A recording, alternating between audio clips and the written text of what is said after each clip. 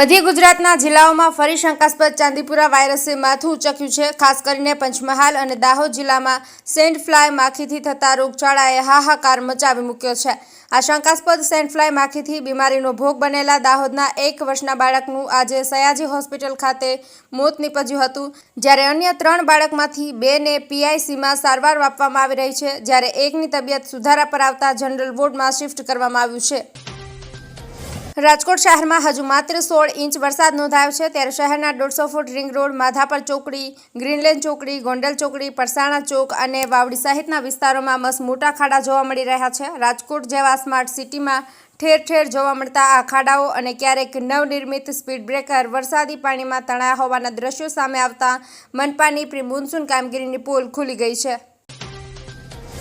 પોરબંદરમાં સતત વરસાદથી શહેર અને ગામડામાં જળમગ્ન બન્યા છે અને અડવાણાનો સુરઠી ડેમ છલકવાની તૈયારીમાં છે। કચ્છના નખત્રાણામાં કોંભી ગામની નદી પાસે 20 ગાય અચાનક આવેલા પાણીના પ્રવાહમાં તણાઈ હતી, જે વરસાદનો ભયાવહ ચહેરો દર્શાવે છે। સુરતની તાપી નદીના ડ્રોન વિડીયોમાં નદીનું સૌમ્ય અને રૌદ્ર સ્વરૂપ બંને દેખાય છે, જ્યાં કોઝવે 6.57 મીટરે પહોંચ્યો છે। હવામાન આગાહીકાર અંબાલાલ પટેલે ઓગસ્ટ મહિનો અને નદીઓના ઓવરફ્લો થવાની આગાહી કરી છે। સૌથી આકર્ષક વિડીયો અમરેલીના ખાંભાના નંગાળા ગામનો છે, જ્યાં સિંહોની વરસાદમાં મોજ માણતા જોવા મળી રહ્યા છે। હવામાન વિભાગ દ્વારા આવતીકાલે 2 જિલ્લામાં ઓરેન્જ અને 9 જિલ્લાઓમાં યલો એલર્ટ અપાયું છે।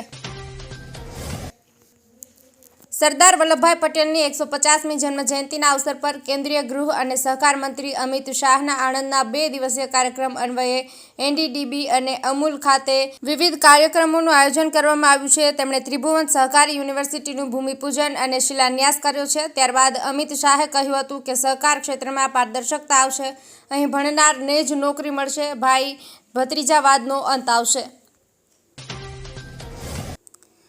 તાલાલા પોલીસ ડોક્ટર અધ્યક્ષ હડિયાલની અટકાયત કરી છે। પીપળવાના કવિબેન નંદાણીયાની મૃત્યુ કેસમાં તબીબી બેદરકારીનો આરોપ છે। આ કેસે ગુજરાતના તબીબી ક્ષેત્રમાં ભારે ચકચાર જગાવી છે।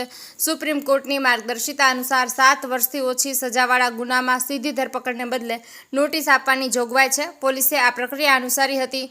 નોટિસ મળ્યા બાદ ડોક્ટર હડિયાલ હાજર થયા હતા, જ્યાં પોલીસે તેમની અટકાયત કરી કાનૂની કાર્યવાહી શરૂ કરી છે। કોડીનારની શિંગવડા નદી પર જામવાડા ખાતે આવેલા શિંગોડા ડેમમાં પાણીની આવક વધી છે। ગીર જંગલમાં ભારે વરસાદને કારણે જુલાઈ માસનું રૂલ લેવલ જાળવવા માટે ડેમનો એક દરવાજો 0.15 મીટર ખોલવામાં આવ્યો છે। આ દરવાજામાંથી પ્રતિ સેકન્ડ 542 ક્યુસેક પાણી શિંગવડા નદીમાં વહી રહ્યું છે। સલામતીના ભાગરૂપે કોડીનાર શહેર અને નદીકાંઠાના 17 ગામોને સાવચેત કરવામાં આવ્યા છે। તંત્ર દ્વારા લોકોને નદીકાંઠાની આસપાસ અવરજવર ન કરવા માટે એલર્ટ કરવામાં આવ્યું છે। સ્થાનિક વહીવટીતંત્ર પરિસ્થિતિ પર સતત નજર રાખી રહ્યું છે, જ્યારે આ પાણીનો પ્રવાહ જમજીર ધોધ સુધી જતો હોય છે અને લોકોને પાણી સુધી ન જવા વહીવટીતંત્ર દ્વારા અનુરોધ કરવામાં આવ્યો છે। અરવલ્લી જિલ્લાના યાત્રાધામ શામળાજી વિસ્તારમાં આજે બપોર બાદ મોસમનો પહેલો વરસાદ નોંધાયો છે। છેલ્લા 3 દિવસથી જિલ્લાના વિવિધ વિસ્તારોમાં છૂટાછવાયા વરસાદી ઝાપટા પડ્યા હતા। શામળાજી પંથકમાં ધોધમાર વરસાદ વરસ્યો છે। આ વરસાદની અસર આસપાસના ખારી, ખોડંબા, બેણપુર અને રંગપુર ગામોમાં પણ જોવા મળી છે। વરસાદને કારણે શામળાજી ઉદયપુર નેશનલ હાઈવે પર વાહન ચાલકોને મુશ્કેલીનો સામનો કરવો પડી રહ્યો છે। હિંમતનગરના ટાવર ચોક વિસ્તારમાં આવેલી હિંમત હાઈસ્કૂલમાં શનિવારે આર્ટિફિશિયલ ઇન્ટેલિજન્સ અંગે વિશેષ વર્કશોપનું આયોજન કરવામાં આવ્યું હતું। આ વર્કશોપમાં હિંમત હાઈસ્કૂલ 1, એન.કે. પંડ્યા હિંમત હાઈસ્કૂલ 2, એસ.કે. પટેલ હિંમત હાઈસ્કૂલ પ્રાથમિક વિભાગ અને હિંમત 2ના શિક્ષકોએ ભાગ લીધો હતો।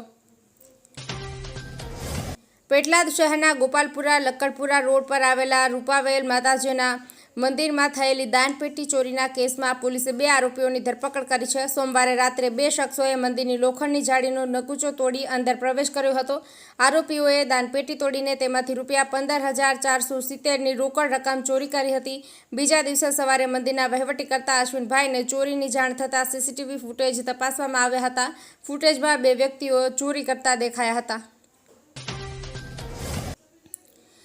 દમણ જિલ્લાના શિક્ષણ વિભાગે વિદ્યાર્થીઓની સુરક્ષા માટે મહત્વનો નિર્ણય લીધો છે। વિભાગે 18 વર્ષથી ઓછી ઉંમરના વિદ્યાર્થીઓને શાળામાં બાઇક, સ્કૂટી કે અન્ય વાહન ચલાવવા પર પ્રતિબંધ મૂક્યો છે।